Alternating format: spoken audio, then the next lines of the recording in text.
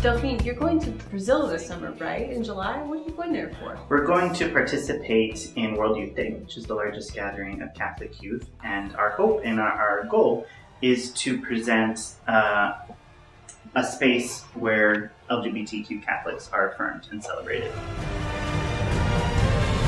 Place honrar anunciar ahora que la sede de la próxima Jornada Mundial de la Juventud será Río de Janeiro.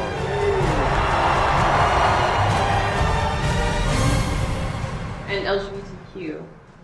Lesbian, gay, bisexual, transgender, and queer Catholics, especially queer youth, to show that we have a voice. Yeah. I want to ask you more specifically about kind of the women issue, because that's an age-old question, right? Mm-hmm. Where do women fit into the whole structure, right? Can they hold power? Can they not? And what does that mean? As we push for equality, not only for the queer community or the LGBT community, we're realizing that with that also comes leadership of women. And what do we, when we say gender, when we start deconstructing gender, what does that mean and what does that look like? And it really is a mess. What are your thoughts on stay-at-home dads if the woman really wants to work, or even if both want or need to work?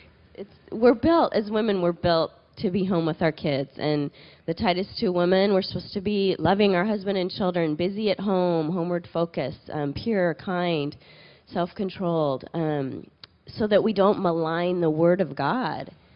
Statistically, if you want to have healthy kids, enduring marriage, it's not just that you do it in a 1950s traditional way, but the scriptures say the man lovingly leads the family, provides and protects, the woman helps him, is his mate right alongside, equal image bearer of God. They're different with different roles and tasks.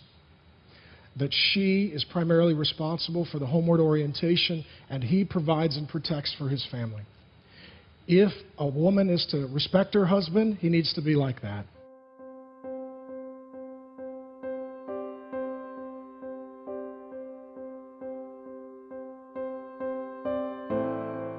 One of my favorite women that I read about, I think it was Phoebe, and I read about her in the Good Book, and they use a term that's normally meant for men to denote kind of their power within, the sort of religious gospel, right? But they use it for Phoebe, which is just amazing to me. So it's this woman who's taking on the role that a man is usually assigned, so she's not conforming to what we're normally told gender is supposed to be, that women are here and men are here. But Phoebe's not conforming, and it's welcomed by Jesus, and it's affirmed in the gospel, right? So powerful. I love that story. I just feel there's this really amazing takeaway that's so relevant today. When you look at the gospel in Matthew, she doesn't ask Joseph if she can do this calling of becoming the mother of the Savior. She just is bring it on. And she takes matters into her own hands and doesn't consult her husband or a rabbi. She's just here's God's invitation. I have no idea what this really means, and I'm just going to go for it. Yeah. And there are examples of that historically, traditionally. If you look within the sort of the Catholic circle, if you look at St. Augustine and his views on the world, within the church where he preached as bishop, there is a tombstone for a woman, and she is given the title priest.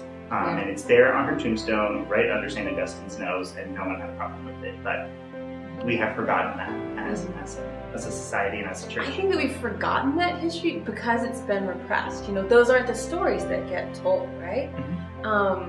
And I really want to reclaim that history, because that's so inspiring to me, and how I see the world, and how I want to think about this world as a place where people get to, kind of fulfill their callings in life and participate in life. There are opportunities in the church based upon, what they're passionate about and what they're good at, and not simply, kind of what body parts do they have. That's not their destiny.